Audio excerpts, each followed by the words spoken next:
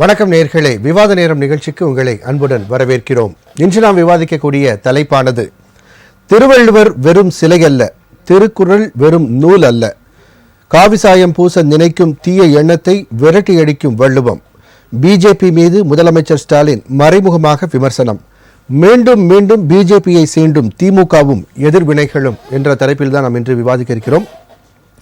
வள்ளுவர் சிலையானது கன்னியாகுமரியில் நிறுவப்பட்டு 25 ஆண்டுகள் முடிவடைந்த வெள்ளி விழா நிகழ்ச்சிகள் தமிழக அரசின் சார்பாக நடைபெற்று வருகின்றன.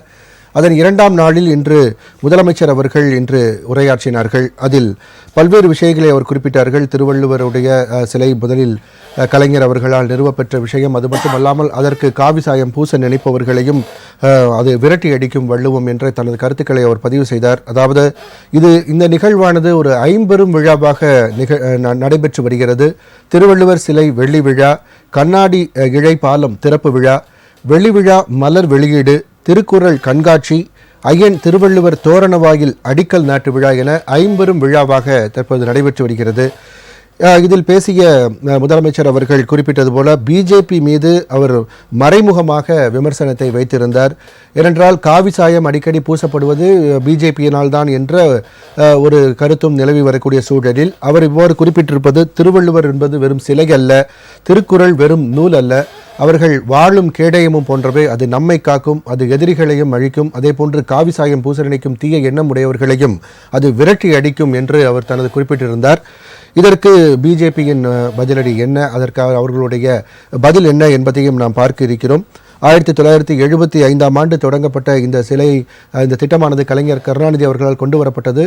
அதன் பிறகு 1990ஆம் ஆண்டு பணிகள் துவங்கி 99இல் நிறைவுற்று 2000ஆவது ஆண்டு ஜனவரி 1ஆம் தேதி சிலை நிறுவப்பட்டது. அதன் 25ஆம் ஆண்டு வெள்ளி விழா கொண்டாடப்பட்டு வருகிறது. இதில் பிஜேபி பற்றிய சில விமர்சனங்கள் எழுந்திருக்கிறது. இது பற்றி நாம் இன்று விவாதிக்க இருக்கிறோம். விவாதத்திற்கு செல்லும் முன் நமது விருந்தினர்களை வரவேற்போம். முதலாவதாக இணையம் வழியாக நம்முடன் இணையும் திமுகவின் துணை கொள்கை பரப்பு செயலாளர் திரு கரூர் முரளி அவர்களை வரவேற்போம். வணக்கம் சார். வணக்கம் ஐயா. வணக்கம் வணக்கம் வணக்கம். பாரதிய ஜனதா கட்சியின் திரு தூத்துக்குடி செல்வம் அவர்களை வரவேற்போம். வணக்கம் சார். வணக்கம்.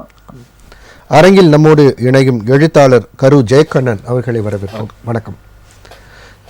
திரு கரூர் முரளி சார், சொல்லுங்க, இந்த 25 ஆண்டுகள் இந்த வெள்ளி விழா, திருவள்ளுவர் சிலை திறப்பு போன்ற இந்த நிகழ்வுகள், அதில் பிஜேபி பற்றிய விமர்சனம், உங்களுடைய பார்வை. நீலத்திரைக்கடல் ஓரத்தில் நின்று நித்தம் தவம் செய்யும் குமரி எல்லையில் வள்ளுவ பெருந்தகைக்கு சிலை எடுக்க வேண்டும் என்று தவமாய் தவம் இருந்த தலைவர் கலைஞர் அவர்கள் இருந்த அந்த சிலையை திறந்து வெள்ளி விழா கொண்டாடப்பட்டிருக்கிறது. வெள்ளி விழா சிலை திறக்கப்பட்டு வெள்ளி விழா கொண்டாடி விடுகிற காலகட்டத்தில் திராவிட முன்னேற்ற கழகத்தின் ஆட்சி நடைபெற்று இருப்பது எங்களுக்கு பெருமையாக இருக்கிறது. அதே போல எனக்கு இருக்கின்ற ஒரு ஆசை என்னவென்றால், நாளை பொன் விழா கொண்டாடுகிற பொழுதும் தமிழ்நாட்டில் திராவிட முன்னேற்ற கழகத்தினுடைய ஆட்சிதான் இருக்கும் என்பதிலே எல்லளவும் முனையளவும் மாற்றமில்லை என்ற ஒரு நம்பிக்கை எனக்கு இருக்கிறது. அந்த நம்பிக்கையில் ஐம்பெரும் விழாவாக எங்கள் தலைவர் தளபதி அவர்கள் அதை திறந்து வைத்துவிட்டு உரையாற்றுகிற பொழுதே அழகாக சொல்லி இருக்கிறார். வள்ளுவமும் திருக்குறளும் தான் நம்மளுடைய கேடயமாக இருக்கிறது.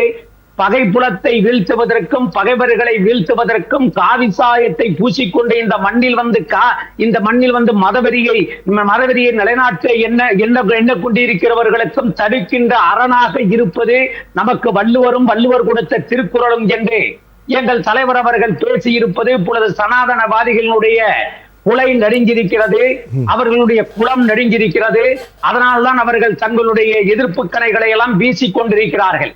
ஒன்றும் கிடையாது. திருவள்ளுவருடைய சிலை இதோவார்கள் பிறப்புக்கும் எல்லாம் உயிர்க்கும் என்று சொன்ன வள்ளுவன் பெருந்தகையினுடைய குரலை சிலையை திறந்து வைப்பதற்கு தலைவர் கலைஞர் அவர்கள் முடிவு செய்யப்பட்ட பொழுது தன்னுடைய உடன்பிறப்புகளுக்கு எழுதுகிற கடிதத்தில் எழுதுகிறார் தலைவர் கலைஞர். அப்பொழுது நான் கல்லூரி மாணவனாக இருந்த அந்த கடிதத்தை படித்து சுவைத்தவன் நான். இதோ பாருங்கள், யாருக்காக வள்ளுவர் கோட்டத்தை நான் அமைத்தேனோ, யாருக்காக இந்த மண்ணிலே திருக்குறளுக்கு உரை எழுதியனோ, யாருக்காக வான்புகழ் கொண்ட வள்ளுவத்தை இந்த மண்ணிலே எழுதினோ, யாருக்காக இந்த மண்ணில் பேருந்துகளிலும் விடுதிகளிலும் குரலையும் குரலுக்கு பொருளையும் அதை கொடுத்த வள்ளுவனுடைய படத்தையும் வரைய வேண்டும் என்று உத்தரவு போட்டேனோ, யாருடைய பிறந்த நாள் விழாவை கொண்டாடுவதற்கு தை 1க்கு மறுநாளை வள்ளுவ தினமாக அறிவித்தேனோ, அந்த வள்ளுவனுக்கு இப்பொழுது வான்முட்டுகிற சிலையை நான் எடுக்கிறேன். எங்கள் கன்னியாகுமரி மாவட்டத்தில் உடன்பிறப்பே நான் பெருமிதம் கொள்கிறேன். இது 25 ஆண்டு கால பெருமூச்சு.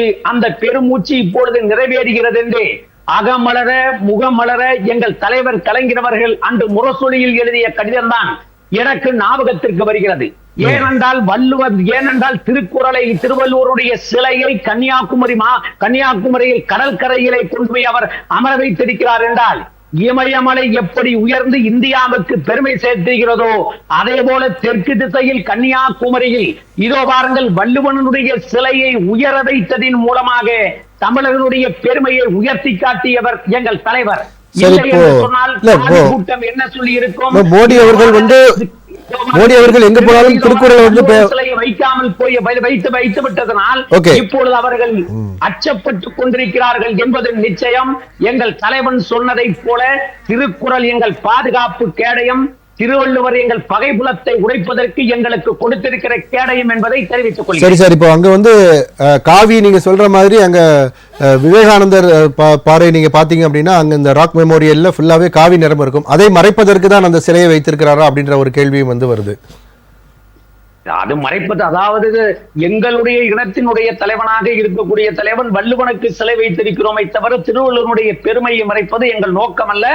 அது திராவிடத்தினுடைய சித்தாந்தமும் கிடையாது. சார், இப்போ மோடி அவர்கள் எங்க போனாலும் திருக்குறள் தான் எடுத்துக்காட்டா சொல்றாரு. அப்போ நீங்க பிஜேபி இது போன்று காவி சாயம் பூச நினைப்பது அல்லது வள்ளுவத்தை உரிமை கொண்டாடுவது இந்த மாதிரியான குற்றச்சாட்டுகளை சொல்றீங்க. ஆனா உலகம் முழுவதும் பரப்புறது பிஜேபி தானே, மோடி அவர்கள் தானே. சர்க்கரை என்று சீட்டில் எழுதி வைத்து விட்டால் அது இனிக்காது. சர்க்கரையை வாயில் போட்டால் தான் இனிக்கும். எங்க வேண்டுமானாலும் போய் தமிழர்களுடைய பண்பாடு என்று சொல்வார். பிரான்சிலே வள்ளுவனுக்கு சிலை வைத்திருப்பது நம்முடைய பண்பாடு என்று சொல்வார். ஆனால் ஒட்டுமொத்தமாக தமிழுக்கும் தமிழர்களுக்கும் அவர்கள் துரோகம் இழைப்பதுதான் அவர்களுடைய நோக்கம். உள்ளில் ஒன்றிருக்கும், உதட்டில் ஒன்றிருக்கும் இரட்டை மனிதர்களுடைய வாதங்களை நாங்கள் நம்புவதற்கு தயாராக இல்லை, தமிழர்கள் நம்புவதற்கும் தயாராக இல்லை. சரி சார், தொடர்ந்து பேசலாம். திரு செல்வம் சார், உங்களுடைய கருத்து. காவி சாயம் பூச நினைக்கும் தீய எண்ணத்தை விரட்டி அடிக்கும் வள்ளுவம், முதலமைச்சர் அவர்கள் சொல்லியிருக்கார். உங்களுடைய பார்வை.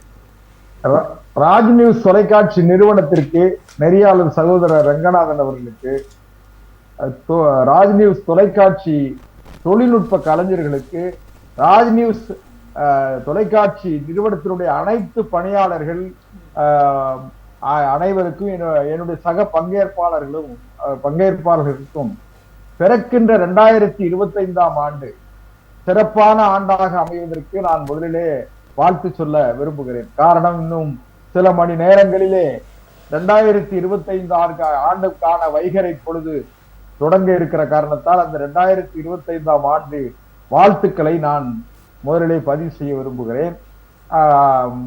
நன்றியை வணக்கத்தையும் தெரிவித்து, என்னுடைய நண்பர் முரளி கரூர் முரளி அவர்கள் ஒரு பெரிய மேடை சொற்பொழிவு ஆற்றினார்.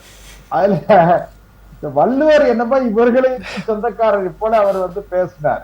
அது அகர முதல எழுத்தெல்லாம் ஆதி பகவன் முதற்றே உலகுன்னு சொன்னார் வள்ளுவர். அதாவது அகர முதல எழுத்தெல்லாம் ஆதி பகவன், அதாவது கடவுளுக்கு சமமான அகரம் தான். அகரத்திலே தொடங்குகிற எல்லாமே கடவுளுடைய அருளாசியோடு தொடங்கப்படுகிற எல்லாமே சிறப்பானது என்று வள்ளுவ பெருந்தகை சொன்னார். அதுல தூங்காமை கல்வி துணிவுடைமை இம்மூன்றும் நீங்கான் நிலநாள்பவர்க்கு சொன்னார். தூங்காமை அதாவது அஞ்சாமை, ஈகை, அறிவூக்கம், அறிவு ஊக்கம். அதான் அஞ்சாமை, ஈகை, அறிவூக்கம் இந்நான்கும் எஞ்சாமை வேந்தற்கு இயல்புன்னு வள்ளுவ பெருந்தகை சொன்னார். ஆனா வள்ளுவ பெருந்தகையை இவங்க காவி பூசுறோம், அதை பூசுறோம், இதை பூசுறோம்னு கிடையாது. இப்ப என்னுடைய நண்பர் முரளி மஞ்சள் அணிந்து வந்திருக்கிறார். காரணம், அவருடைய தலைவர் கலைஞர் அவர்கள் கூட நீண்ட நெடுங்காலம் மஞ்சள் துண்டு அணிந்திருந்தார். அதற்கான காரணங்கள் இன்றைக்கு வரை அதற்கான பொருள் யாராலும் விளக்கப்படவில்லை. மஞ்சள் அணிவதற்கு பெரிய சாஸ்திரம் சம்பிரதாயம் கொஞ்சம் பொறுங்க சார். இல்ல, உங்க நேரத்தை நான் எடுக்கலாம். அதனால இவங்க உள்ளொன்று வைத்து புறமொன்று பேசுறதே திமுகவுக்கு வேலை. உள்ளொன்று வைத்து புறமொன்று பேசுவோர் உறவு களவாமை வேண்டும் சொன்னார் வள்ளுவர். இவங்க மேல வெளியே எல்லாமே அப்படிவாங்க, உள்ள போனா பார்த்தா கோவில் சாமி கும்பிடுறது, பூஜை பண்றது, புரஸ்காரம் பண்றது, கோவிலுக்கு திருக்கோவில்களுக்கு போய் அவர்கள் போகவில்லை என்றால் அவருடைய இல்லத்தில் இருக்கிற குடும்பத்தில் இருக்கிறவர்களை அனுப்புவது, இப்படி பண்ணுவாங்க. இன்னொரு பக்கத்துல பார்த்தா சனாதானம், காவி என்று சொல்லுவார்கள். காவி என்பது அது ஒரு நிறம். காவி என்பது மனதை மயக்குகிற, மனதிற்கு இதமான காவி, அந்த பச்சை, இதெல்லாம் ஒரு மனதிற்கு ஒரு நிறைவை தரக்கூடிய, மகிழ்ச்சியை தரக்கூடிய ஒரு நிறம். அதனால காவி சாயம் பூசுறது அப்படின்லாம் சொல்றாங்க. இன்னும் கூட நான் ஒரு செய்தியை இன்னைக்கு 2024 ஆண்டின் கடைசி நிகழ்ச்சியாக, அதாவது 2024 ஆண்டினுடைய 31ஆம் தேதி நடக்கிற நிகழ்ச்சிங்கிறதுனால இதை கடுமையான கடு சொற்களாக நான் கொண்டு போக வேண்டாம் நினைக்கிறேன். ஒரு நாகரிகமான விவாதமா நகர்த்திட்டு போகணும்னு நினைக்கிறேன். நண்பர் முரளிக்கு தெரியும், 1999ஆம் ஆண்டு அடல் பிகாரி வாஜ்பாய் அவர்கள். சார் ஒரே ஒரு நிமிஷம், இந்த அரங்கிற்கு வந்திருக்கும் விருந்தினர் வரவேற்று தொடர்ந்து பேசலாம். அரங்கிற்கு வந்திருக்கும் அரசியல் விமர்சகர் திரு குமரராஜா அவர்களை வரவேற்போம். வணக்கம் சார். வணக்கம். தொடர்ந்து பேசுங்க செல்வம் சார். அதான் அண்ணன் குமரராஜா அவர்களுக்கும் நான் 2025ஆம் ஆண்டு வாழ்த்துக்களை தெரிவித்துக் கொள்கிறேன். அதாவது இன்னொன்னு என்ன கேட்டீங்கன்னா, அடல் பிகாரி வாஜ்பாய் அவர்கள் இந்தியாவினுடைய தலைமை அமைச்சராக அன்றைக்கு இருந்த பொழுது இவர்கள் 5 ஆண்டு காலம் அந்த ஆட்சி அதிகாரத்திலே அமைச்சர் பெருமக்களாக இருந்தார்கள், திமுகவை சார்ந்தவர்கள். அதிலே கூட மரியாதைக்குரிய முரசொலி மாறனவர்கள் கடந்த அந்த காலங்களிலே ஓராண்டு காலம் நோய்வாய்ப்பட்டு துறை இல்லாத அமைச்சராக சிகிச்சை பெற்று வந்தார் என்பதையும் நான் நினைவுபடுத்துறேன். ஏன்னு கேட்டா இவங்களுக்கு காவி காவி காவின்னு சொல்லுவாங்க, தேவைப்பட்ட right person in wrong party அப்படின்னு சொல்லுவாங்க. எது Atal Bihari Vajpayee right person in wrong party Kalaignar. இன்னும் சொல்ல போனீங்கன்னா, திடீரென்று கண்கள் பணிக்கும், இதயம் இனிக்கும். திடீரென்று பார்த்தால் மாற்றான் தோட்டத்து மல்லிகைக்கு மனம் வந்துடும். ஏன்னா இவங்களுக்கு எப்பவுமே கேட்டா நடந்தவை நடந்தவையாக இருக்கட்டும், நல்லவை நல்லவையாக இருக்கட்டும். 2.5 ஆண்டு காலம் மிசா என்கிற கொடுங்கோல் சட்டத்தில் அடித்து துவைத்து இவர்கள் திமுக முடியும். கொஞ்சம் கேளுங்க, அதாவது கூட நட்பு நீங்க கூடி இருக்கிற இடம் மோசமான இடம். கொஞ்சம் கூட நட்பு தேட முடியும் இல்ல. முரளி கேளுங்க சார், நீங்க எம்எல்ஏஸா உள்ள வரதுக்கும் காரணமும் அதானே சார். இது செல்வம் சார், தமிழ்நாட்டுல எம்எல்ஏவா வரதுக்கு காரணம் அந்த கூட்டணி தானே? இல்ல, நான் ஒண்ணு சொல்றேன் கேளுங்க. கூடா நட்பு கேடா முடியும் கலைஞர் சொன்னதுக்கு என்ன காரணம்னா, கீழே தொகுதி பேச்சுவார்த்தை யாரு காங்கிரஸோட, மேல ரைடு என்கொயரி. இதனால என்ன சொன்னார் கலைஞர், தேர்தல் முடிந்து மிக கடுமையா மிக மோசமான தோல்வி ஏற்பட்ட பிறகு சொன்னாரு கலைஞர், நான் இனி எந்த காலத்திலும் காங்கிரஸோடு கூட்டணி வைக்க மாட்டேன், கூடா நட்பு கேடாய் முடிந்ததுன்னு சொன்னாரு. அதனால ஒன்னே நான் சொல்லி முடிச்சிடுறேன். எங்களை பொறுத்தவரை, பாரதிய ஜனதா கட்சியை பொறுத்தவரையில் பிறக்கின்ற 2025ஆம் ஆண்டு இடம் அறிந்து, காலம் அறிந்து, தன் வழி அறிந்து, மாற்றான் வழி அறிந்து, துணை வழி அறிந்து தூக்கி செயல் என்கிற அந்த குரல் வழியில் நாங்கள் எங்களுடைய அடிகளை கவனமாக எடுத்து வைக்கிறோம். எதுக்குன்னு கேட்டீங்கன்னா, 2026ஆம் ஆண்டு ஆட்சி அதிகாரத்தை தீர்மானிக்கிற இடத்திற்கு பாரதிய ஜனதா கட்சி நிச்சயம் வரும். அதற்கான தொடக்கத்தை நாங்கள் செய்கிறோம். காரணம் என்ன கேட்டா, இங்க ஒரே ஒரு விஷயம், ஒரு செய்தியோடு முடிச்சுறேன். அதாவது இடிப்பாரா இல்லா ஏவரா மன்னன் கெடுப்பார் இல்லாலும் கெடுனார் வள்ளுவர். வள்ளுவர் பிறகுதான் சொன்னாரு. ஏன்னா இவங்க அதிகாரத்தினுடைய மமதையில், அதிகாரத்தினுடைய போதையின் உச்சத்திலே இவங்க நின்று கொண்டு ஆடி மயக்கத்தில் இருக்கிறார்கள். இந்த மயக்கம் அண்ணா பல்கலைக்கழகத்திலே ஆரம்பித்திருக்கிறது. வெகு விரைவில் இந்த மயக்கம் எல்லாம் தீர்ந்து நிச்சயமாக ஒரு நல்ல முறை செய்து காப்பாற்றும் மன்னவன் மக்களுக்கு இறை என்று வைக்கப்படும் என்கிற ஆட்சி 2026இல் உருவாகும். அதற்கு பாரதிய ஜனதா கட்சி தனது தொடர்ந்து பேசலாம். திரு ஜெயகண்ணன் சார், உங்களுடைய கருத்து சொல்லலாம். ஒரு எழுத்தாளர், அதாவது பல்வேறு விமர்சனங்கள், வள்ளுவர் அவர்கள் இப்போ இதிலே வந்து அவருடைய கருத்துக்களை எங்களுக்குரியவர் என்று எல்லாருமே வந்து பேசுகிறாங்க. ஒரு விஷயம் பார்க்க முடிகிறது. இப்போ பல விமர்சனங்கள், அவருடைய சில கருத்துக்கள் வந்து விமர்சனத்துக்கு உள்ளாக இருக்கிறது. அந்த மாதிரி உங்களுக்கு பல்வேறு விமர்சனங்களுக்கு ஆட்கட்டு தான் அந்த திருக்குறள் அப்படின்றது. இப்போ அரசியல் ரீதியாகவும் பல்வேறு விஷயங்கள் வருது. உங்களுடைய பார்வை? வள்ளுவம் தன்னை உலகினுக்கே தந்து வான்புகழ் கொண்ட தமிழ்நாடு என்று சொன்ன பாரதியின் வரிகளை சொல்லி, வள்ளுவம் நம்முடைய திருக்குறள் என்பது தமிழ்நாட்டிற்கான அடையாளமாக மட்டுமல்லாமல் இன்றைக்கு இந்தியாவிற்கான அடையாளமாக இருக்கிறது. அந்த காரணத்தால் தான் இந்த திருக்குறளை தேசிய நூலாக அறிவிக்க வேண்டும் என்று பல ஆண்டுகளாக நம்ம வலியுறுத்தி வருகிறோம். இந்த சூழலில் இதுபோன்று நம்முடைய தமிழ்நாடு முதலமைச்சர் அவர்கள் திருக்குறள் குறித்தும் திருவள்ளுவர் குறித்தும் கூறியிருப்பது நம்ம தமிழ்நாட்டிற்கான அடையாளம் என்பதற்காக கூறியிருக்கிறார். 25 ஆண்டு காலம் அன்றைக்கு அந்த குமரி முனையிலே சிலையாக இன்றைக்கு நின்றாலும் கூட சுனாமியை எதிர்த்து நின்றதாகலாம் வரலாறு பேசுகிறது. இந்த சூழலில் முதலமைச்சர் அவர்களுடைய கருத்து என்பது முதல்ல வந்து திருவள்ளுவர் அப்படிங்கிற செய்தியே வந்து பார்த்திங்கன்னா, வள்ளுவர் அப்படிங்கிறது தமிழ் சமூகத்தில் ஒரு அறிவு சமூகம். அன்றைக்கு வந்து பார்த்திங்கன்னா மிகப்பெரிய அவங்க எல்லா விதமான அந்த இன்றைக்கு சொல்கிறோம் இல்லையா ஜோதிடம், அந்த அது முழுக்க பேசக்கூடிய இன்றைக்கும் கிராமங்களில் இருக்காங்க. வள்ளுவம், அந்த வள்ளுவருங்கிறது ஒரு சமூகம். அந்த சமூகத்தில் பிறந்தவராக அதனால் வள்ளுவர்.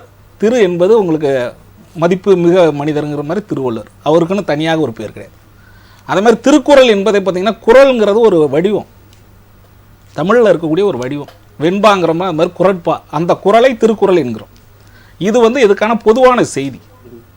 ஒரு குறிப்பிட்ட பெயரோடோ அல்லது ஒரு குறிப்பிட்ட மனிதராலோ இயற்றப்பட்டதாகலாம் இதெல்லாம் நம்பப்படுறோம். நம்ம திருவள்ளுவர் இருந்தாருங்கிறதுக்கான ஆதாரங்கள் இருக்கு. ஆனால் அவர் பேர் திருவள்ளுவராக அவரே எங்க இன்னும் நம்ம படிக்கும்போது படிச்சிருக்கோம், மதுரையில் பிறந்தாரா இல்லை அது குறித்து பல ஆய்வுகள் இருக்கு. ஆனாலும் திருக்குறள் இருக்கிறது, திருக்குறள் உண்மை, அதுல எந்த மாற்றமும் இல்லை. செய்தி என்னன்னா, இன்றைக்கு அவர்கள் பேசக்கூடிய சூழல், ஒன்றிய அரசுன்னு சொல்ற அண்ணன் பேசுறாரு, அண்ணன் பேசக்கூடிய அந்த காலகட்டத்தில் அவர் அண்ணன் திமுக தான் இருந்தார்.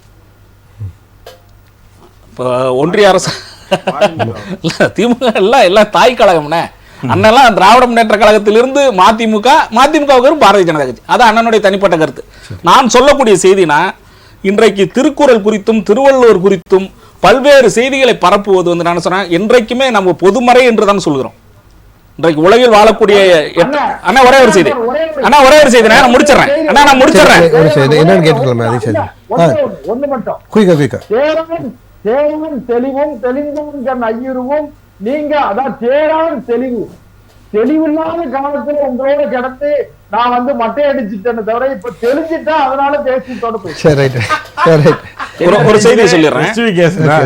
திருக்குறள் குறித்தும் திருவள்ளுவர் குறித்தும் பல இடங்களில் ஒன்றிய இன்றைக்கு அண்ணன் சொல்ற மாதிரி இன்றைக்கு தலைமை அமைச்சராக இருக்கக்கூடிய திரு மோடி அவர்கள் பல்வேறு கருத்துக்களை சொல்கிறார் என்றால், நான் சொல்லக்கூடியதுன்னா பல ஆண்டுகளாக இருக்கக்கூடிய இந்த கோரிக்கை திருக்குறள் வந்து இன்றைக்கு தேசிய நூலாக்க வேண்டும், அது குறித்து ஏதாவது பரிசீலனை இருக்கிறதா? இல்ல செம்மொழி தமிழாய்வு நிறுவனம் நம்முடைய சென்னையில் இருந்து செயல்படக்கூடிய தமிழாய்வு நிறுவனம் எத்தனை கோடியை ஒதுக்கி இருக்காங்க சொல்லுங்க? சமஸ்கிருதத்திற்கு ஒதுக்கப்படுகின்ற 10,000 கோடியில ஒரு துளியாவது ஒதுக்கி இருக்காங்களா? ஒரு நிமிஷம், ஒரு செய்தியை சொல்லிடுறேன். இப்படிலாம் அதுக்குதான் அப்பவே திருவள்ளுவர் சொல்லியிருக்கார், சொல்லுதல் யாருக்கும் எளிய அறியவாம் சொல்லிய வண்ணம் செயல். எனக்கு தமிழை ரொம்ப பிடிக்குது, நான் தமிழை வந்து பேசுவேன் எல்லா இடத்துலையும். இன்றைக்கு 10 வருஷத்துல சின்னதா இந்த நடிகை எல்லாம் பேச கத்துக்கிற மாதிரி கத்துக்கிறதா கூட தமிழ் நல்லா பேசிருக்கலாம். அது அடுத்த செய்தி. அரசியல் ரீதியாக நான் போக விரும்பல. ஏன் வந்து நம்ம திருக்குறளை பொது மறை என்று சொல்கிறோம் என்றால், இன்றைக்கும் ஒட்டுமொத்தமாக நம்ம தமிழ் மொழியில் எழுதியிருக்க அவ்வளவுதான். ஆனா அது ஒட்டுமொத்த மானுட சமூகத்திற்கானது. அந்த அடிப்படையில் தான் பாத்தீங்கன்னா எங்கேயாவது இன்றைக்கு சொல்றாங்க அவனின்றிய அணுவும் அசையாது என்று சொல்லக்கூடியது சனாதனம்னு சொன்னா, அந்த கருத்தை அப்படியே முற்றிலும் மாற்றி போடுறாரு. தெய்வத்தான் ஆகாது எனினும் முயற்சி தன் மெய்வருத்த கூலி தருங்கிறார். இந்த மாதிரியான ஒரு வார்த்தை சொல்லாடல், ஒரு குரட்பா வேறு எங்கேயாவது இருக்கா? வேற எந்த மொழியில சொல்லப்பட்டிருக்கா அந்த காலத்துல? பக்தி இலக்கியம் என்று சொல்லக்கூடிய அன்றைக்கு வந்து புராணங்களும் இதிகாசங்களும் பரப்பப்பட்ட காலத்தில் சொல்லிடுறேன். அதாவது புராணங்களும் இதிகாசங்களும் பரப்பப்பட்ட சூழலில் ஒரு நீதி கருத்துக்களை சொல்லியது நம்முடைய திருக்குறள். தவ்வையை காட்டிவிடும் அப்படின்னு சொல்றாங்க. தவ்வைனா பல கருத்துக்கள் தெரியும், பல கருத்து நம்ம சொல்லுவோம்னு தெரியும். அதாவது முதல்ல இந்து மத கடவுளர்களை குறிப்பிட்ட மாதிரி உள்ளடக்கிய உங்களுக்கு வந்து 1330 குறள்களை உள்ளடக்கியது. அப்படி தொகுப்பு தான் சொல்றேன், தனிப்பட்ட நூல் அல்ல அப்படிங்கறதான் சொல்றாங்க. இன்னொரு செய்தியை அடிக்கடி சொல்லிடுவாங்க. உங்களுக்கு வந்து திருக்குறளை வந்து பாத்தீங்கன்னா நம்முடைய ஏன் முதன்மைப்படுத்துறோம் அப்படின்னா, எழுபிறப்பும் ஏமா புடைத்துன்னு எந்த நூலும் ஆய்வுக்குரியதுதான். அவங்க பாயிண்ட் ஆஃப் வியூல பாக்குறோம், கருத்துக்கள்ல நம்ம உரையாடுறோம். அண்ணன் குமரராஜெல்லாம் இன்னும் தெளிவா சொல்லுவாரு. அது அடுத்து நான் சொல்லக்கூடிய செய்தி என்னவென்றால், பேச ஆரம்பிக்கும் குரலோட திருக்குறள் என்பது, திருவள்ளுவர் என்பது உலக பொதுமறை, அதாவது கவிஞர் எழுத்தாளர் அடிப்படையில் நான் என்ன சொல்றேன், நீதியை நிலைநாட்டிய வள்ளுவம் அப்படிங்கறத உலகம் முழுக்க. இந்த 3 கருத்துக்களையும் இன்றைக்கு உலகம் முழுக்க ஏற்றுக்கொள்கிறார்கள். திருக்குறளில் சொல்லப்படாத கருத்துக்கள் இல்லை. இன்றைக்கும் அது வந்து உங்களுக்கு கரண்ட் அஃபேர்ஸ் சொல்லக்கூடிய நடப்புக்கு காரணமா இருக்கு, அதனால கொண்டாடப்படுகிறது. சரி சார், தொடர்ந்து பேசுவோம். திரு குமரராஜா சார், உங்களுடைய முதல் சுற்று கருத்து, அதாவது காவி சாயம் பூசப்படுகிறது என்று இன்றைய விமர்சனம் வைக்கப்பட்டிருக்கிறது, அது பற்றியும் வள்ளுவம் பற்றியும் உங்களுடைய கருத்து சொல்லலாம். கல்வி சிறந்த தமிழ்நாடு, புகழ் கம்பன் பிறந்த தமிழ்நாடு, வள்ளுவன் தன்னை உலகினுக்கு தந்து வான்புகழ் கொண்ட தமிழ்நாடு, சித்திரமும் கைப்பழக்கம் செந்தமிழும் நாப்பழக்கம், வைத்ததொரு கல்வி மனப்பழக்கம், தினம் நடையும் நடைப்பழக்கம், கொடையும் வீரமும் தமிழர் பண்பாடு. அவைப்பாட்டியினுடைய பாட்டு. நிறைய பேர் சொல்லுவாங்க சித்திரம் கைப்பழக்கம் செந்தமிழ் நாப்பழக்கம், அதோட பாட்டிப்பாங்க. பின்பகுதியில் எவ்வளவு தெளிவாக தமிழனுடைய குணம் என்பது என்ன என்பதை, விருந்தோம்பலும் கொடையும் தமிழர் பண்பாடு என்கின்றார்கள்.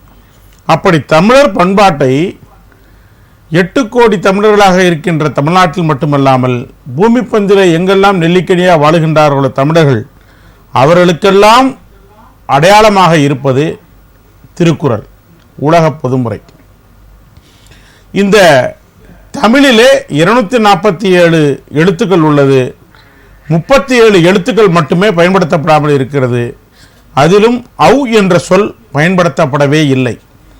இப்பொழுது பேசிய நண்பர்கள் அனைவரும் சொன்னார்கள், கடவுள், இறைவன், பகவான் என்கின்ற இந்த வார்த்தைகள் எல்லாம் இருக்கின்ற பொழுது சனாதானம், இந்த காவிமயம் என்பது இந்த தமிழ்நாட்டிலே இது ஒரு அரசியல் ரீதியாக கையாளப்படுகின்ற செய்தியாக இந்த சனாதானம் என்கின்ற அந்த வார்த்தையை பயன்படுத்துகிறார்கள். ஆனால் திருக்குறளில் கடவுள், தமிழ் என்கின்ற 2 வார்த்தைகள் பயன்படுத்தப்படவே இல்லை. 2 அடி, முதல் அடி 4 சீர், இரண்டாம் அடி 3 சீர், 14,000 தமிழ் எழுத்துக்கள் பயன்படுத்தப்பட்டிருக்கின்றது, 14,000 வார்த்தைகள் பயன்படுத்தப்பட்டிருக்கின்றது, 42,294 எழுத்துக்கள் பயன்படுத்தப்பட்டிருக்கிறது. திருக்குறளிலே பயன்படுத்தப்பட்டிருக்கின்ற மரங்கள் 2 மரங்கள், ஒன்று மூங்கில், இன்னொன்று பனை. கபிலனுடைய குறிஞ்சிப்பாட்டிலே சொல்லப்படுகின்ற பாடல் இருக்கின்றதே, 100 பூக்கள், 100 பூக்களில் 99 பூக்களை எங்கள் குறிஞ்சிப்பாட்டை சொல்லப்பட்ட கபிலனுடைய பாட்டிலே இருக்கின்ற மலர்கள் 99ஆக இருந்தாலும், இன்னும் நிறைய மலர்கள் இருந்தாலும், ஆனால் திருக்குறளிலே பயன்படுத்தப்பட்டிருக்கிறது என்பது 2 மலர்கள், அனிச்சம், குவளை. இப்படி திருக்குறளுடைய சிறப்புகளை சொல்லிக்கொண்டே போகலாம். எதற்காக திருக்குறளை, திருவள்ளுவரை கொண்டாட வேண்டும்?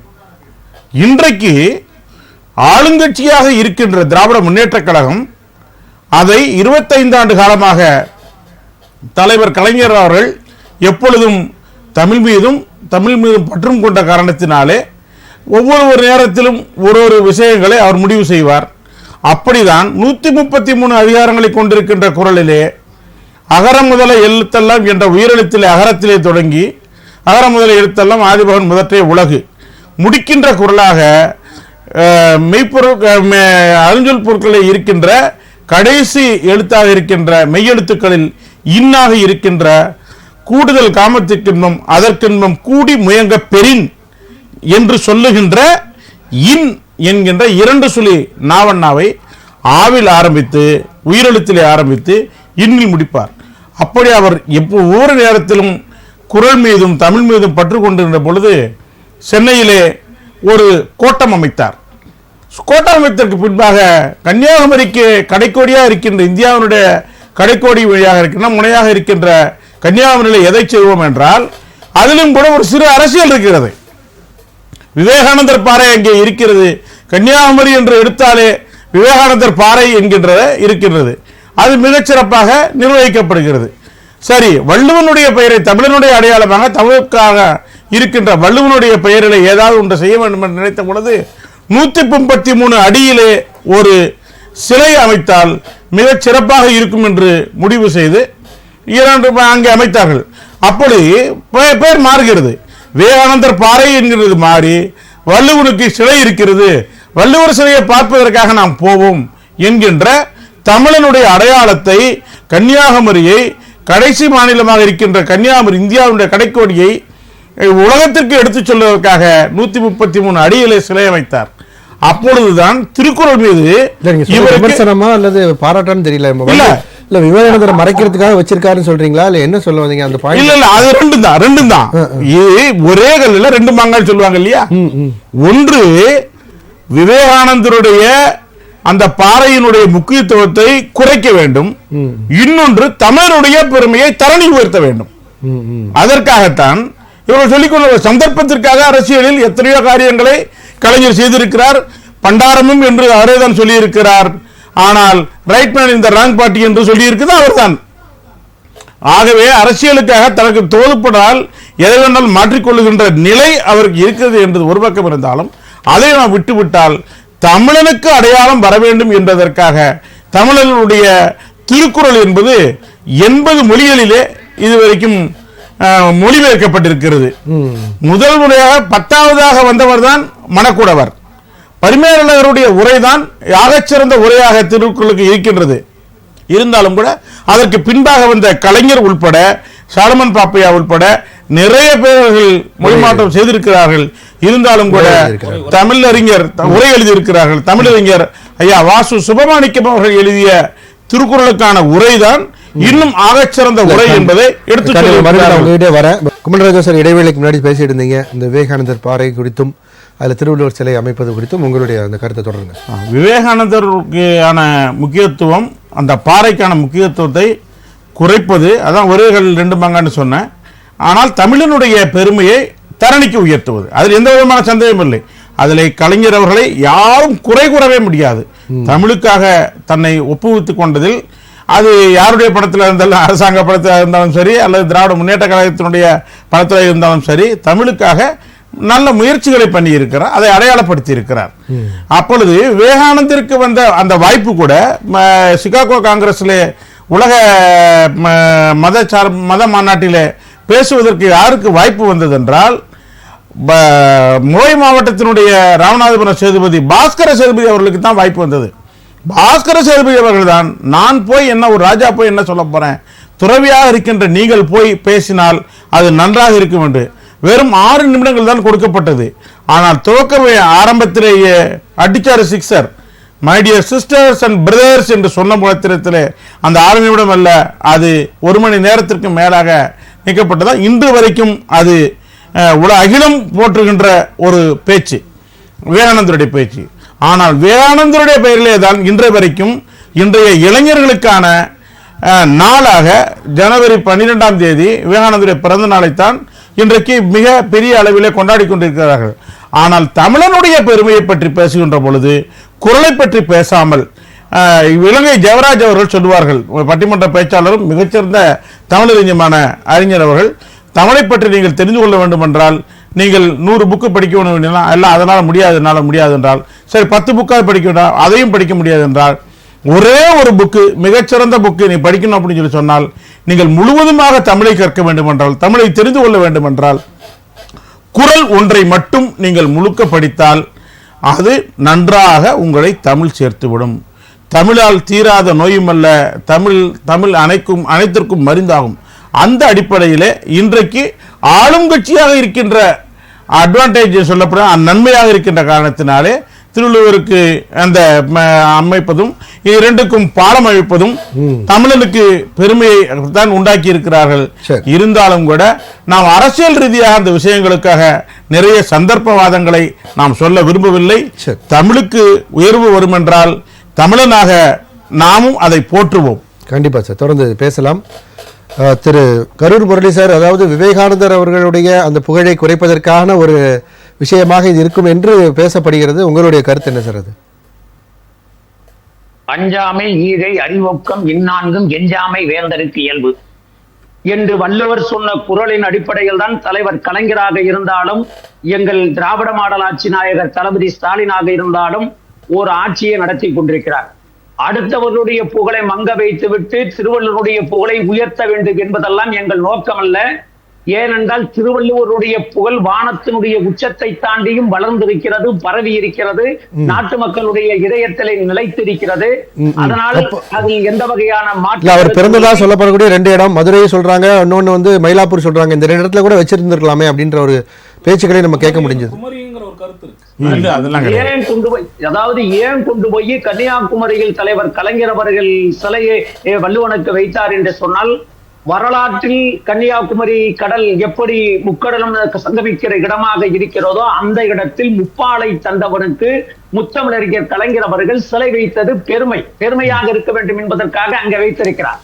ஒன்றும் கிடையாது. ஒரு காலத்தில் பார்த்தீர்களானால் தமிழ்நாட்டு வீடுகளிலே பாரதம் சொல்லித்தரப்பட்டது, ராமாயணம் பேசப்பட்டது.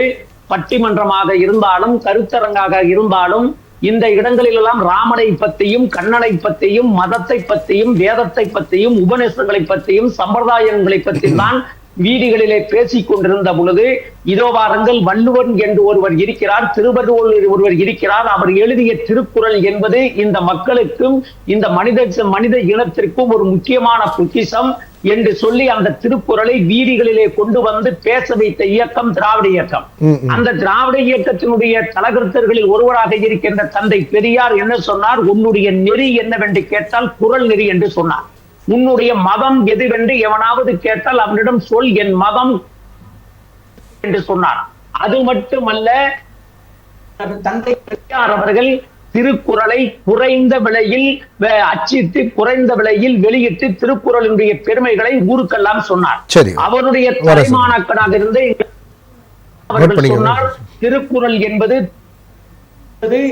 உங்கள் வகுப்பறையில் மட்டும் இருக்கக்கூடாது, திருக்குறள் என்பது உங்கள் உள்ளத்தில் இருக்க வேண்டும், இல்லத்தில் இருக்க வேண்டும் என்று சொல்லி திருக்குறளை பரப்பியவர் எங்களுடைய பேரறிஞர் பெருந்தகை அண்ணா.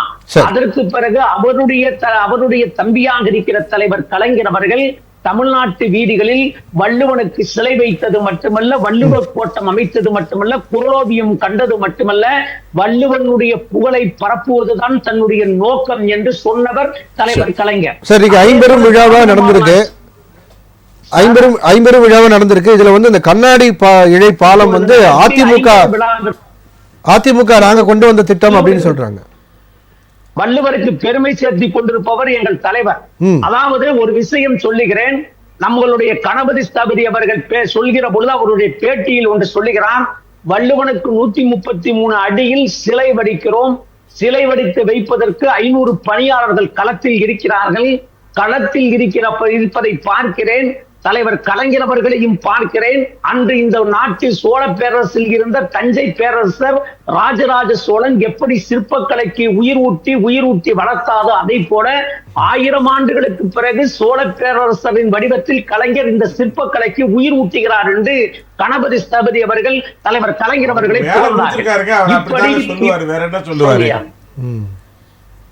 புகழ்ந்தார்கள். இப்படிப்பட்ட ஒரு நிலை நல்ல ஆட்சி கிடைக்கிற பொழுது திடீரென்று என்னுடைய அண்ணன் தூத்துக்குடி செல்வம் சாரட்டு ஓட்டுகிறார். கோயில்ல போகக்கூடாதுன்னு சொல்றாங்களே, கோயில்ல போறது நியாயமானார். நான் ஒண்ணு சொல்றேன், உங்களுக்கு மட்டுமல்ல பிஜேபிகளுக்கு 6வது அறிவு என்பது இல்லை என்பதுதான் என்னுடைய வாதம். திமுகவினுடைய கொள்கை என்ன? அந்த மாதிரி பேச அனுமதிக்க முடியாது சார். பொதுவா அடிச்சு விடாதீங்க. கரூர் முரளி சார் ஒரு கேள்வி நான் வச்சிருக்கேன், வரேன் செல்வம் சார், ஒரு நிமிஷம் வரேன். இல்ல இப்போ கண்ணாடி இழைப்பாலம் வந்து அதிமுக நாங்கள் கொண்டு வந்த நிதின் கட்கரி அவர்கள்ட்ட சொல்லி நாங்க தான் இனிஷியேட் பண்ணோம் அப்படின்னு ஒரு அவங்க வந்து அதை வந்து சொந்தம் கொண்டாடுறாங்க. அதை பத்தி நாங்கள் தான் சார் நிதி ஒதுக்கியது, நாங்கள் தான் சார் அதை அமைக்க வேண்டும் என்று சட்டம் போட்டது, நாங்கள் தான் சார். உரிமை யாரு வேணாலும் கொண்டாடலாம். நாளைக்கு அண்ணாமலை கூட சொல்லலாம், நான் தான் நிதின் கட்காரிக்கு போன் பண்ணேன், நான் தான் நிதின் கட்காரிக்கு கடிதம் எழுதினேன், அதனாலதான் கண்ணாடி பாலம் வருதுன்னு சொல்லலாம். அது சொல்றது அவங்களுடைய உரிமை, நான் வேண்டாம்னு சொல்லல. ஆனா அதை கொண்டு வந்து திறந்து வைத்தவர் எங்கள் திராவிட மாடல் தலைவர் தளபதி ஸ்டாலின். சரி, ஓகே, தொடர்ந்து பேசலாம். செல்வம் சார். அதாவது நன்றாற்றுள்ளும் தவறுண்டு அவரவர் பண்பறிந்த ஆற்றாக்கடைன்னு சொன்னார் வள்ளுவர். நன்றாற்றுள்ளும் தவறுண்டு அவரவர் பண்பறிந்த ஆற்றா கடை. என்னுடைய நண்பர் இந்த பொருளை வந்து நீங்க எவ்வளவு புரிஞ்சிருப்பீங்க, அண்ணன் குமணராஜா நண்பர் ஜெயக்கண்ணன் புரிஞ்சிருப்பாருன்னு அவர்னால அவருக்கு பதில் அவருடைய பாணியில பேசுறதை விட அவரை விட கடுமையாக என்னால் கணைகள் தொடுக்க முடியும். நான் ஒருவேளை கணை தொடுக்க ஆரம்பித்தால் அவரால் நிச்சயமாக என்னுடைய கணைகளை எதிர்கொள்ள முடியாது. அந்த அளவிற்காக நான் கணை தொடுக்கக்கூடிய நான் ஒண்ணு கேளுங்க, அதனால ஒண்ணு கேளுங்க, 6 அறிவு 5 அறிவு இதெல்லாம் வேண்டாம், அதை விட்டுருவோம். இப்போ பிரச்சனை என்னன்னு கேட்டீங்கன்னா, வள்ளுவர் வந்து எல்லோருக்குமான தலைவர். அவ்வளவுதான். வள்ளுவர் வந்து எல்லோரும் உலக பொதுமறைகளில் ஒன்று. எதுக்கு சார் காவி சாயம் பூசுறீங்க? நீங்களே காவி வந்திருக்கீங்க. இப்போ இல்ல மஞ்சள் காவியினுடைய இன்னொரு பிரதிபலிப்பு தான். கலைஞர் நான் தான் போயிலே சொன்னேன், கலைஞர் கடைசி வரை மஞ்சள் துண்டு அணிந்திருந்தால் என்ன காரணம் என்று இதுவரை நாம் எவ்வளவு ஆராய்ச்சிகள் செய்தும் கூட நம்மளுடைய அறிவுக்கு புலப்படல என்றுவோம். நான் என்ன சொல்றேன், முரளியே மஞ்சள் சட்டை தான் போட்டு வந்திருக்காரு.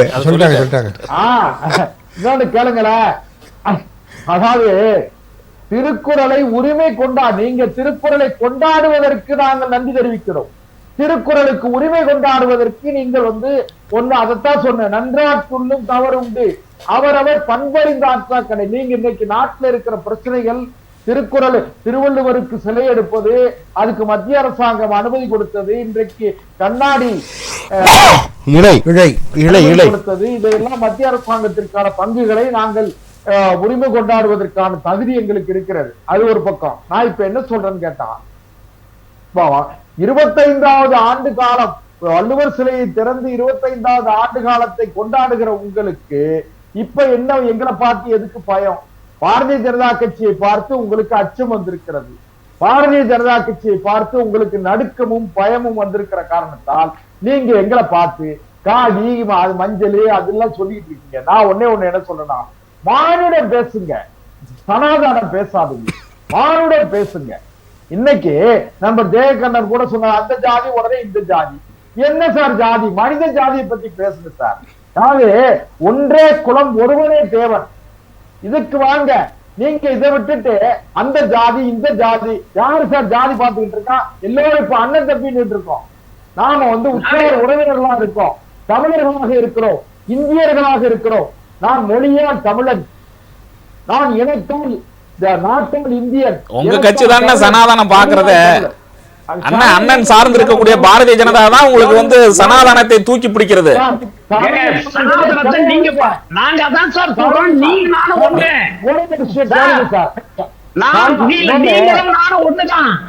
செல்வம் சார், நீங்களும் நானும் ஒண்ணு, ஆனால் நீங்களும் நானும் ஒண்ணு, ஆனால் நானும் சங்கராச்சாரியார் ஒண்ணு கிடையாது. நீங்களும் நானும் ஒண்ணு, ஆனால் நானும் சங்கராச்சாரியாரும் ஒண்ணு இல்ல. நான் என்ன சொல்றேன், சங்கராச்சாரியார் அவர் இந்து மக்களால் ஒரு பிரிவிலே, அதாவது இந்து மக்களில் ஒரு பிரிவினது. சைவமும் வைணவமும் தலைத்திருக்கிற இந்த தமிழ்நாட்டில் இன்றைக்கு ஆண்டாள் திருப்பாவை ஓதுகிற, திருப்பாவை பேசுகிற மார்கழி மாதம், மார்கழி திங்கள் மதி நிறைந்த நன்னாள்னு சொன்னாங்க. அதாவது ஆண்டாள் திருப்பாவை பாடுகிற இந்த மார்கழி மாதத்துல இந்த வைணவ பெருமக்கள் வழிபடக்கூடிய வைணவ பெருமக்கள், வைணவத்திலும் கூட வடகலை தென்கலை இருக்கு, சைவம் இருக்கிறது. சைவமும் வைணவமும் தலை தோங்கி இருக்கிற, ஆன்மீகம் தலை தோங்கி இருக்கிற தமிழ்நாட்டில் தெரியாமல் பெருந்தலைவர் காமராஜர் என்கிற யோக்கியமான தலைவனை தோற்கடித்து விட்டு கடவுள் இல்லை கடவுள் இல்லை கடவுள் இல்லவே இல்லைன்னு சொல்லி நீங்க ஏமாற்றி வந்துட்டு இன்னைக்கு ஊரா கடவுள் சாமி சாமி கும்பிட்டு இருக்காங்க. நான் என்ன சொல்றேன்னா,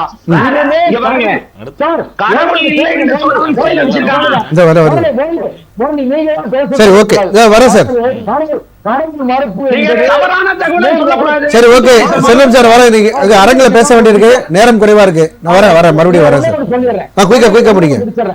நீங்க தயவு செய்து இனிமே கடவுள் மறுப்பு அது இதெல்லாம் சொல்லி ஜாதி எல்லாம் சொல்ல முடியாது. ஜாதி கிடையாது, மொழி கிடையாது, வடக்கு தெற்கு என்பது கிடையாது. இப்பொழுது இருப்பதெல்லாம் நேர்மையான அரசியல் வேண்டும். சரி. அப்பழுக்கற்ற ஊழலற்ற நேர்மையான ஒரு அரசு வேண்டும் என்று சரி. படித்து விட்டு வேலை தேடிக் கொண்டிருக்கிற இளைஞர்களும் நாட்டு மக்களும் விரும்புகிறார்கள். Okay sir, okay. கொடுக்கக்கூடிய தகுதி ஓகே, தொடர்ந்து பேசலாம் திரு நரேந்திர ஜெயகண்ணன் சார். மோடி இருக்கிறது. ஓகே. நரேந்திர மோடி பாரதிய ஜனதா கட்சிக்கு தகுதி சரி சரி சரி, ஓகே சார், மக்கள் நம்புகிறார்கள். Okay sir. அவங்க கேட்குற கேள்வி என்னன்னா ஜெயகண்ணன் சார், அதாவது இந்த இடத்துல ஒரு வள்ளுவர் பத்தி பேச வேண்டிய இடத்துல இதற்காக அரசியல் பிஜேபியை பத்தி பேச வேண்டிய அவசியம் என்ன இருக்கு அப்படின்றத செல்வம் இல்ல, அவர் அரசியல் பத்தி பேச வேண்டிய அவசியம் இருக்கிறது. ஏன்னா உங்களுக்கு தொடர்ச்சியாக பாத்தீங்கன்னா தமிழ்நாட்டு அரசியலை உற்று நோக்குகின்ற பொழுது பாத்தீங்கன்னா ஒன்றிய அரசில் இருந்து சொல்லக்கூடிய செய்தி, தொடர்ச்சியாக அவங்க சொல்லிக்கிட்டே இருக்கிற செய்தி, திருக்குறள் சம்பந்தமாகவும் திருவள்ளுவர் சம்பந்தமாகவும் அவங்க சொல்லப்படுகிற கருத்துக்களுக்கு மாற்று கருத்து சொல்ல வேண்டியிருக்கு. உங்களுக்கே தெரியும், ஏற்கனவே திருக்குறள் ஏற்கனவே தோமையார் சென்னையில் தங்கி இருந்த காலத்தில் வள்ளுவரோடு தொடர்பு இருந்த காரணத்தால் அது பைபிளுடைய கருத்துக்கள் இருப்பதாக சொல்கிறார். அது கிறிஸ்தவத்தோடு சம்பந்தப்பட்டதுங்கிறாங்க. அடுத்து சமண மதத்தோடு சம்பந்தப்பட்டிருக்காங்க, புத்த மதத்தோடு. என்னன்னா நன்னெறி கருத்துக்கள் இருக்கிறது, அவ்வளவுதான். அந்த அடிப்படையில் பார்க்கும்போது நான் யார் அரசியல் பண்றா, நான் சொல்றேன் தமிழ்நாட்டில் இருக்கக்கூடிய இன்னொரு செய்தியை சொன்னாங்களே, அந்த கண்ணாடி இலை பாலம் திறந்தாங்க. நான் சொல்றேன் இதே வள்ளுவர் கோட்டை அண்ணனுக்கு தெரிஞ்சிருக்கும், நாங்களாம் கூட அடுத்துதான் அந்த அந்த நிகழ்ச்சிக்கு பிறகு பிறந்தவங்களா இருக்கும். அதாவது கலைஞர் அவர்கள் கட்டிய வள்ளுவர் கோட்டத்தை எம்ஜிஆர் தான் திறந்தார். அது எம்ஜிஆர் திட்டமா? நான் சொல்றது அரசியல் ரீதியாக அதன் பிறகு முதலமைச்சர் ஆகிதான் அந்த வள்ளுவர் கோட்டத்துக்கு போறேன்னு சொல்லி 1989 கலைஞர் சென்றதாக வரலாறு. ஆட்சி நீங்க மாறி மாறி வரும்போது நிதி ஒதுக்குறது எதுக்கு கொடுக்குறீங்க, அதெல்லாம் நான் அந்த செய்திக்குள்ளே போக விரும்பல.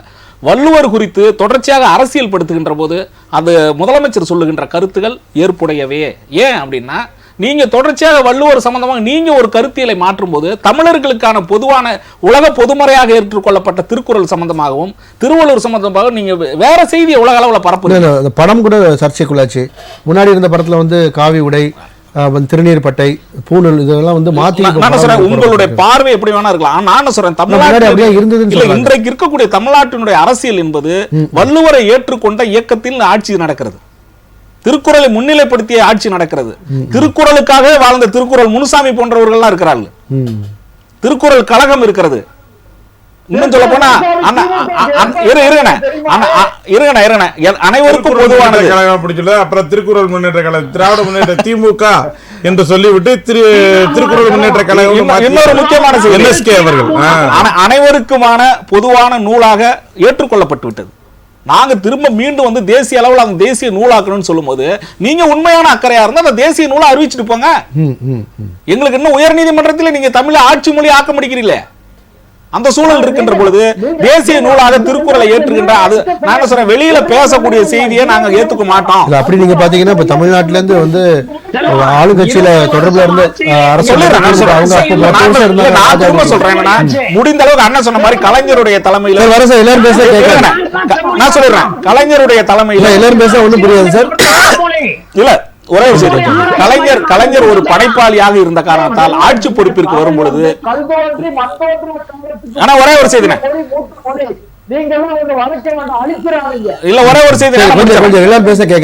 கலைஞர் அரசியல்வாதி என்ற அந்த கருத்தியலிருந்து நீங்க வெளியே வந்து அவர் ஒரு கவிஞராகவும் எழுத்தாளராகவும் இருந்த காரணத்தால் தான் அண்ணன் சொல்ற மாதிரி பலவிதமான முன்னேற்றங்களை திருக்குறள் குறித்த பல திட்டங்களை அறிவித்தார். சரி சார். அடுத்த செய்தியாக இன்னொரு காரணம், தொடர்ச்சியா நான் சொன்ன ஒன்றிய அரசுக்கு நான் சொல்லுகின்ற பாரதிய ஜனதா உங்களுக்கு திருக்குறள் மேல உண்மையான ஈடுபாடு இருந்தால் உங்கள் ஆட்சி காலத்தில் இந்த ஆட்சிகளை தேசிய நூலாக அறிவிச்சாங்க. சரி சார், தொடர்ந்து பேசலாம் சார். இப்ப அரசியலாக்க வேண்டிய சூழல் இருக்கு அப்படின்னு தான் அவங்க அரசியலாக்க முயற்சி பண்ணுகிறார்கள் என்றால், திராவிடர் கட்சிகள் என்று சொல்லிக் கொண்டிருக்கின்றவர்கள் ஆளுங்கட்சியாக வருகின்றவர் ஒவ்வொருவரும் எங்களுக்கு தமிழ்நாட்டிலே பாரதிய ஜனதா கட்சிக்கு திருக்குறளை பற்றி பேசுவதற்கு எந்த அருகதையும் கூடாது என்று சொல்லுவது எந்த விதத்திலும் ஏற்புடையது அல்ல. மாத்தி சொல்லக்கூடாதுன்னு சொல்ல அல்ல, மாத்தி எல்லாம் சொல்லலைங்க. நீங்க என்ன சொல்றீங்க, அவங்க எப்படி நாங்க சனாதனம் அவங்களுக்கே உரியது அப்படின்னு சொல்லிட்டு அவங்க சொல்ற மாதிரி சொல்றாங்களோ, நீங்க தொடர்ந்து திருக்குறள் தமிழகத்திற்கும் தமிழகத்தில் இருக்கின்ற அரசியல் கட்சிகளுக்கும் நாங்கள் மட்டும்தான் திருக்குறளுக்கு சொந்தக்காரர்கள், ஒட்டுமொத்த லீஸ் ஹோல்டர்ஸ், குத்தகைதாரர்கள் என்று சொல்லிக் கொண்டிருக்கிறார்கள். ஆனால் திருக்குறள் முப்பால், அறத்துப்பால் 380 பாடல்கள், பொருட்பால் 700 பாடல்கள், இன்பம் அல்லது காமத்துப்பால் 250 பாடல்கள், 1330 பாடல்கள். இதுல முப்பால். ஆனால் இவர் எல்லாத்தையும் அதுல அரசியல் பால் ஊட்டுறாங்க. அதுதான் பிரச்சனையே, வேற ஒண்ணும் கிடையாது. அரசியல் இல்லாமல் மிக சாதாரணமாக அவரவர் கட்சிக்கு ஏற்புடையதாக இருக்கின்ற கருத்துக்களை சொல்லுவதற்கு இவர்கள் ஏற்றுக்கொள்ள மாட்டீர்கள் என்பதுதான் பிரச்சனை.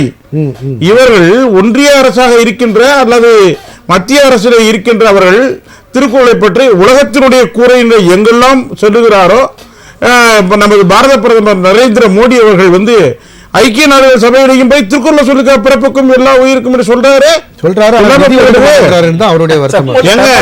நிதி ஒதுக்கீடு என்பது ஒவ்வொரு விஷயத்திலையும் மத்திய அரசுக்கு இருக்கின்ற பிரச்சனைகள் இருக்கிறது. அது மாதிரி இருக்கு. இன்னைக்கு கூட தான் தமிழ்நாட்டில் முதல்வர் ஸ்டாலின் அவர்கள் ஒரு முடிவு எடுத்திருக்காரு. நிதி சார்ந்த எந்த பிரச்சனைகளையும் யாரும் பேசக்கூடாது, அதை பத்தி மூச்சு விடக்கூடாது அப்படின்னு சொல்லி சொல்றாங்க. பொங்கலுக்கு 1000 ரூபாய் கொடுக்கணும் அப்படின்னு சொல்லி சொன்னா 2200 கோடி ரூபாய் கொடுக்கறதுக்கு எங்கள்கிட்ட இப்ப காசு இல்லை, எதிர்காலத்தில் அவங்க கொடுத்தாங்கன்னா நாங்கள் அதை பத்தி யோசனை பண்ணுவோம், தருவோம் அப்படின்னு சொல்லி சொல்றாங்க. ஸோ நிதி சார்ந்த விஷயங்களுக்காக மட்டுமே அவர்களை குறை சொல்லுவது எந்த விதத்திலும் ஏற்றுக்கொள்ள. நிதி சார்ந்த விஷயங்களை சொல்லியே நீங்கள் அவர்கள் ஏற்றுக்கொள்ள முடியாது, இதுக்காக பண்ணல அதுக்காக பண்ணல அப்படி என்று சொன்னால் இவர்கள் அனைவரும் அரசியல் பால் செய்து கொண்டிருக்கிறார்கள்.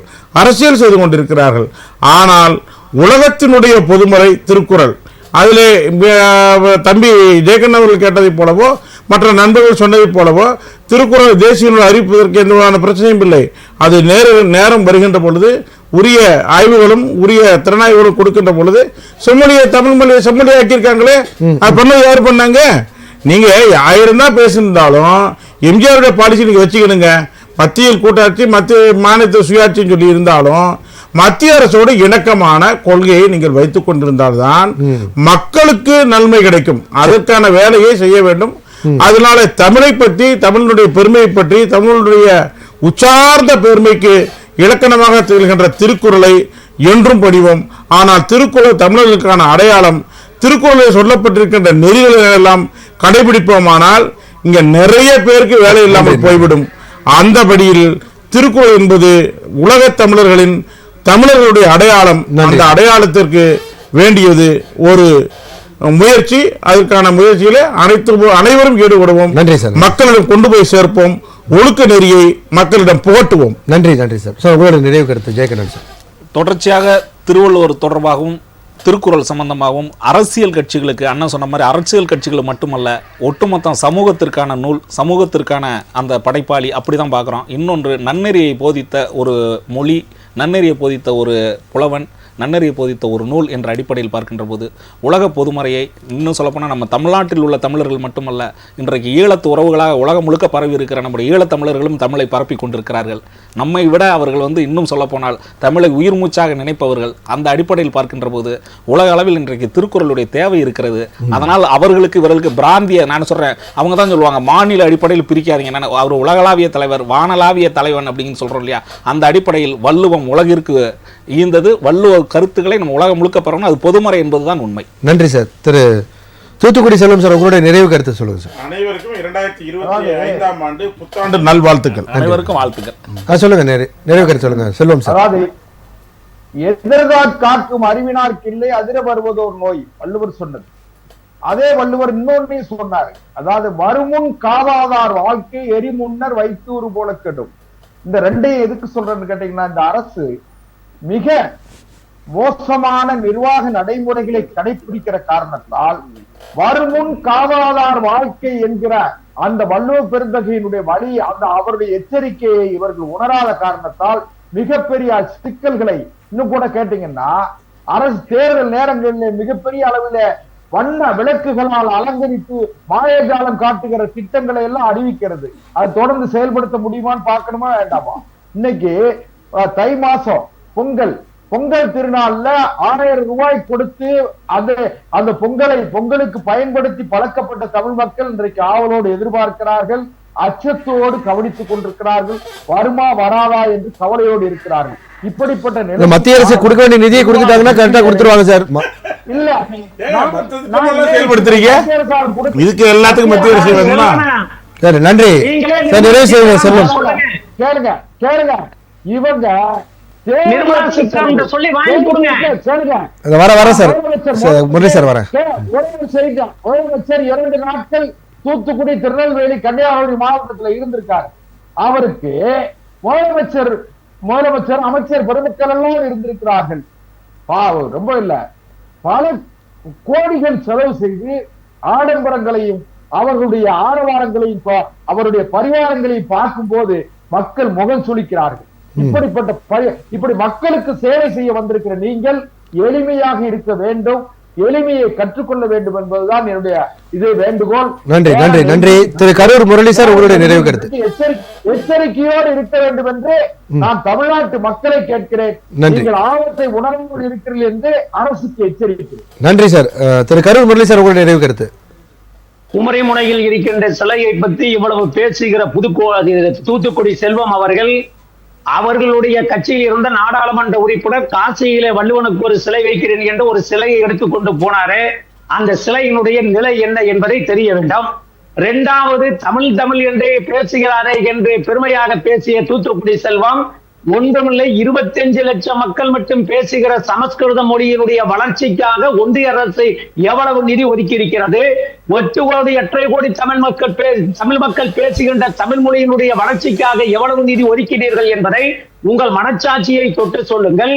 மூன்றாவது, நீங்கள் பேசுகிற பொழுது சொன்னீர்கள் ஒரே ஜாதி ஒரே மதம் என்று. நான் கேட்கிறேன், ஒன்றும் கிடையாது. இந்தியாவில் ஒரே நாடு, ஒரே தேர்தல், ஒரே பண்பாடு, ஒரே கலாச்சாரம் என்று பேசுகிற உங்கள் கட்சி இந்தியா முழுவதும் ஒரே ஜாதி என்று அறிவிப்பதற்கு தயாராக இருக்கிறதா என்பதையும் கேட்டு சொல்லுங்கள். ஒன்றும் கிடையாது. எங்கள் பெரியார் சொன்னார், எங்கள் பெரியார் சொல்லி இருக்கிறார்.